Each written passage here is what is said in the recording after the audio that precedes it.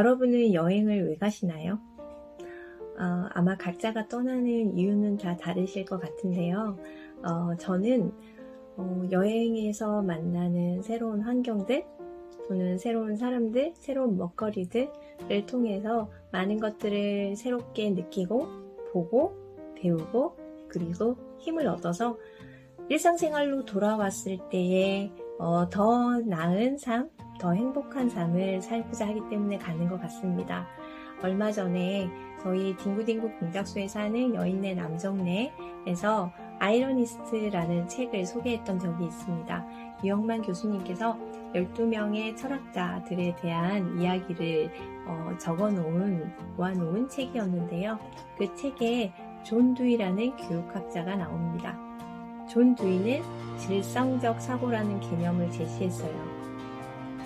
이 질성적 사고라는 건 우리가 새로운 환경이나 사람, 사물, 상황에서 온몸으로 전해져 오게 되는 느낌을 이야기했습니다. 저는 이 질성적 사고가 영감과 비슷한 개념이라고 봅니다. 뉴턴이 사과에서 떨어지는 나무를 보고 그냥 지나친 것이 아니라 저 사과가 왜 떨어졌을까? 저 사과에 무언가가 작용했나? 라는 호기심, 궁금증, 질문을 던져서 거기서부터 만유인력이 나오잖아요.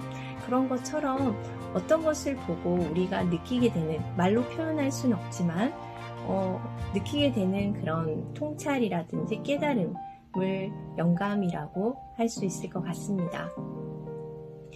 저도 다양한 곳에서 영감을 받는 것 같아요. 주변의 사람들 또는 책들, 여행지에서 받게 되는데요.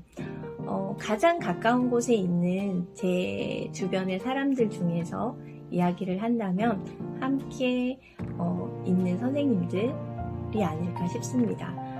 같은 시대 속에서, 같은 비슷한 세대 속에서 살고 있음이 분명한데도 어떤 똑같은 경험을 하고 느끼는 것들을 보고 있으면 너무너무 놀라운 거예요.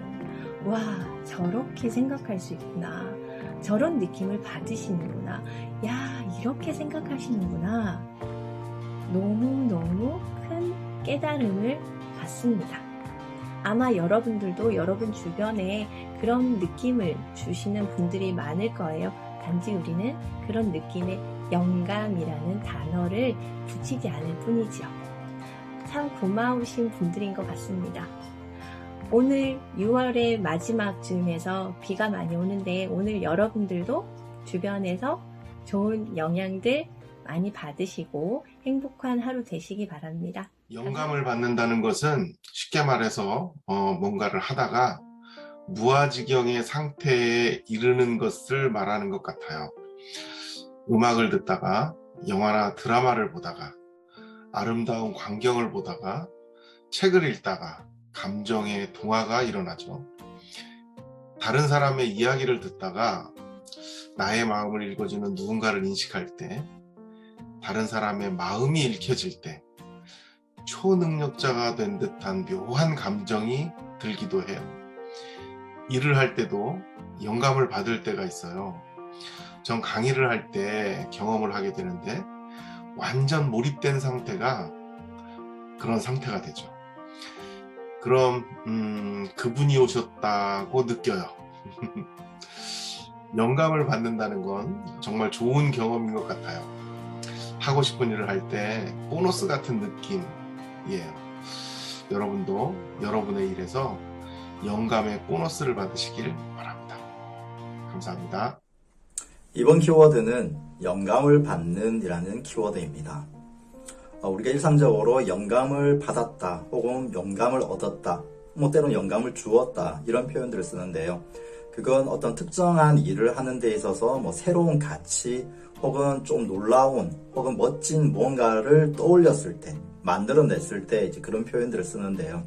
그래서 영감을 받았다라고 하는 것은 내가 어떠한 현상 혹은 사물 아니면 누군가의 사람, 특정한 어떤 활동, 행동 이러한 것들을 보면서 순간적으로 포착되는 느낌, 그 다음 깨달음, 아니면 새로운 어떤 창의적인 생각, 이러한 것들이 탁 떠올랐을 때 우리는 영감을 받았다라고 표현하지 않을까 생각을 합니다. 그런데 그런 상황들이 뭐 특별한 상황은 아닌 것 같아요. 나의 일상에서 겪게 되는 다양한 상황 속에서 내가 그것을 순간적으로 캐치했을 때 나타나는 것이 아닐까 생각을 합니다. 그래서 물론 뛰어난 작품 아니면 멋진 경관 아니면 어떤 특정한 사람들의 정말 이 깨달음을 주는 가르치는 말들 속에서 영감을 얻기도 하겠지만 일상을 살아가면서 순간순간 만나게 되는 수많은 장면 속에서 내가 새롭게 창조할 수 있는 혹은 새롭게 기획할 수 있는 새로운 가치를 불러일으킬 수 있는 느낌 그리고 그러한 것들의 어떤 창의적인 생각 이런 것들이 떠오르지 않을까. 그렇게 봤을 때 일상을 잘 포착하는 것이 나의 어떤 기획이든 나의 활동에 다양한 영감을 불러일으키지 않을까 그런 생각을 합니다. 오늘도 여러분들의 일상을 잘 포착해내고 그리고 새로운 영감을 받아내는 그런 시간들이 되었으면 합니다. 감사합니다. 네, 여러분들은 영감. 네. 그 영감이 언제 필요하세요? 저는, 사실 그냥 숨 쉬고 사는 일상에서도 필요하지만, 내가 무언가 성과를 내야 되는 일을 해야 될 때, 제 직업적인 일을, 뭔가를 결과를 만들어내야 될 때, 사실은 이 부분이 굉장히 고민스러울 때가 많아요. 제가 주로 하는 일이 강의고, 컨설팅이고, 연구고, 이러다 보니까, 제 일상은 그냥 일과 관련지으며 늘상 고민하는 게 일인 거죠. 그래서 그 고민을 타파하기 위해서 뭔가 나도 해결점을 타인에게도 이렇게 제시도 할 수 있어야 되고 또 제가 강의에서 이렇게 예를 드는 것들도 이야기 들으시는 분들이 공감을 하실 만한 이야기들로 구성을 해야 돼서 늘상 그게 고민이거든요. 근데 그때 필요한 게 영감이에요.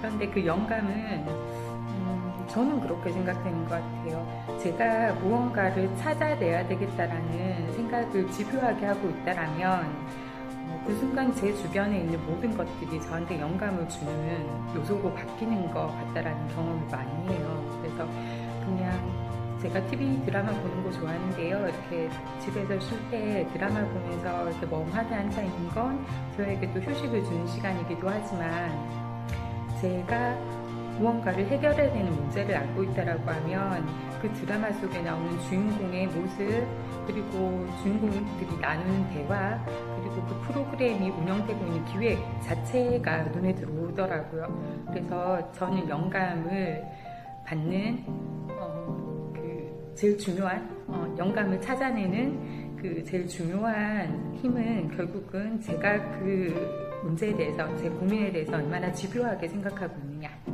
이지 않을까 생각을 합니다. 여러분들도 요즘에 하시는 고민들 있으시죠?